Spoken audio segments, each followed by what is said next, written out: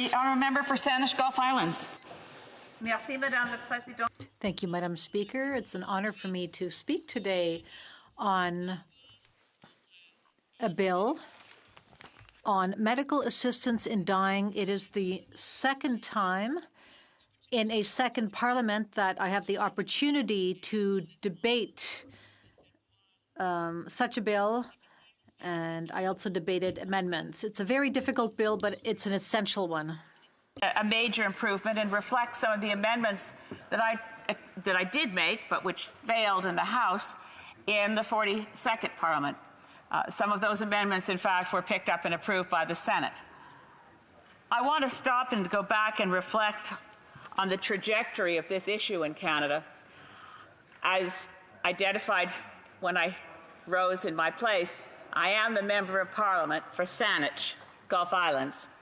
And I believe that Saanich Gulf Islands may have more constituents concerned with and calling for medical assistance in dying than perhaps any other riding in Canada. There are two active Death with Dignity groups within my community, one on Salt Spring Island, one on the Saanich Peninsula. And I think it's for a very simple reason, that feelings run high.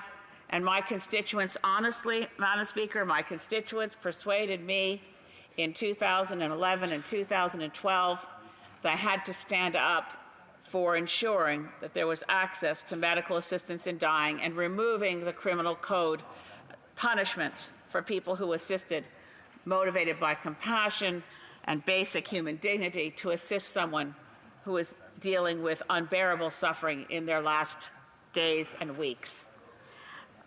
The reason that my community is so very, very implicated in this issue is that Sue Rodriguez was a resident of North Saanich and she was unable to take her own life due to the effects of ALS. She was able to find a doctor who remains anonymous to this day, who assisted her to end her own life. C'est clair que dans ma circonscription. It's clear that in my riding there is a lot of support for the measures contained in the former bill, C-14, and now in this one, in C-7, because people are dealing with huge suffering, and we want to alleviate the suffering by providing medical assistance in dying. It is unfair if people must suffer. It's a human issue. It's very difficult, but so important. Yes, she went to court, so it's also a trajectory of court cases. The Supreme Court of Canada ruled in 1993 against Sue Rodriguez. She was suffering from ALS. ALS runs a thread through what I want to talk about today.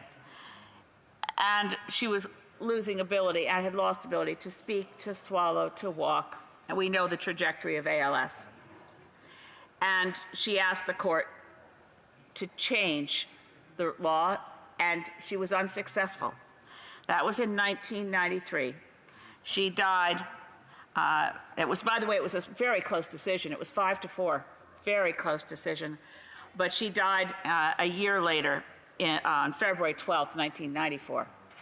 So then we take it to 22 years later. That's how slowly the laws evolve. It takes a while.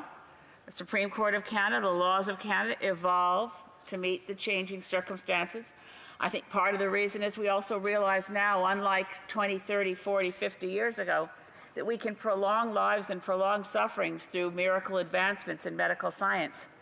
But we have been denying people, before we passed this law in the 42nd Parliament, we were denying people death with dignity and the ability to control their own decision-making about the timing of their own death.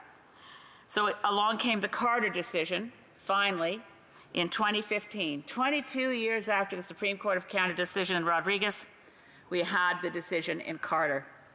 And I felt very strongly when we debated the bill for medical assistance in dying in this place in the last Parliament, the 42nd Parliament, that our legislative efforts fell far short of what the Supreme Court of Canada ruled in Carter. I felt quite sure, and said many times in this place, that the legislation we were passing, while an improvement, would not stand up to legal scrutiny and would be ruled unconstitutional by the courts. So now we have the decision that came out last September in Truchon, and again a court has given us a deadline to come up with an improvement. It's being called Audrey's Amendment, and certainly a lot of people have identified with that situation, and their hearts have been broken by knowing that medical assistance in dying was out of the reach of people who were suffering gravely, but feared that they would not be able to form the required consent on the day of the procedure. I think this bill is a substantial improvement, and it really reflects on how courts grapple with this, how society grapples with this. And I have to say, in the 42nd Parliament, I found the debate remarkably respectful. Across all parties, we recognize that these are serious matters of life and death, not to be trifled with and not to be turned into partisan debate. But the reality is, in this legislation, we do make amends for some mistakes in the previous bill. I find it always rather odd that the term, we have to find that a person's natural death is reasonably foreseeable. I don't think any of us in this place fancy ourselves immortal. All of our deaths are entirely foreseeable. We just don't know exactly the time and place in which it will occur. But someone who's suffering from terminal illness, their doctors weren't even able to be saying, well, if it's reasonably foreseeable, to what date? What does it mean to be reasonably foreseeable? We put people in a stricture where even if they knew they had a terminal illness, such as ALS, they couldn't necessarily get aid from this legislation, and they couldn't necessarily give advance consent to a doctor to be able to say, I don't want to be going through what I know lies ahead of me. One of my best friends emailed earlier today to ask me to stand up and fight this bill because she's dying with ALS and she did not think the bill would cover her. And I spoke to the Minister of Justice to confirm that I was reading this bill correctly and that, yes, they were thinking specifically of people with ALS. You know, a friend who used to sit in that chair, Mario Belanger, was lost to us so quickly through ALS. My friend, who's losing the ability of speech, is in a chair. She's got tubes in her stomach that cause enormous pain, and she knows her lungs will give out. So she's emailing me while we're having this debate. I was really relieved to talk to the Minister of Justice and realize that I am reading this bill correctly. My friend can get the help that's needed to be assessed and be able to say, I want consent in advance. I do think there are some areas for amendments that should be made here, and I wish we had more time. I hope the court will give us the additional 4 months, but we don't know that. Some of the boogeymen that have been raised here today, I think are considered in this bill. I think we do have the requisite safeguards to keep people who are vulnerable safe. No one can give permission to medical assistance in dying other than the patient themselves. They still have to meet very tight criteria. They have to have a sworn witness. They have to have a doctor. And the bill also does provide that on the day of the procedure, if they want to indicate that they've changed their minds, they are completely allowed and, of course, have the right to indicate they've changed their minds through all sorts of gestures and words, but not through any involuntary gestures. I think it's drafted as well as it can be, but we'll continue to consider it in the amendments of clause by clause. The bill does continue to ensure that the death is reasonably foreseeable, and there may be some complications there in the language. I note concerns from Dr. Jocelyn Downey at Dalhousie University, who's one of Canada's leading experts in this field, and I want to hear her evidence. I hope she'll be a witness. I'm sure she will be. And Dr. Stephanie Green, from the president of the Canadian Association for MAID. We want to make sure we get the language right. But I just want to close with a thank you to the Minister of Justice, for the government, for following through and hearing the cries of Audrey from Halifax, that her death be not in vain. Thank you, Madam Speaker. Questions and comments? The Honourable Parliamentary Secretary to the Minister of Justice and Attorney General. I want to thank the honourable member from Sandwich Gulf Islands for her contributions today and every day in this chamber for so many years.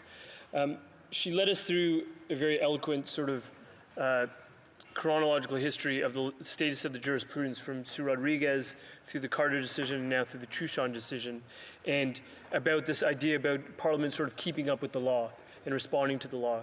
There's been some debate, and it's fair debate in this chamber over the last 2 days about, in some respects, we're attempting to exceed the Truchon decision by wading into this area of advanced directives and addressing what is now becoming known as the Audrey Parker Amendment.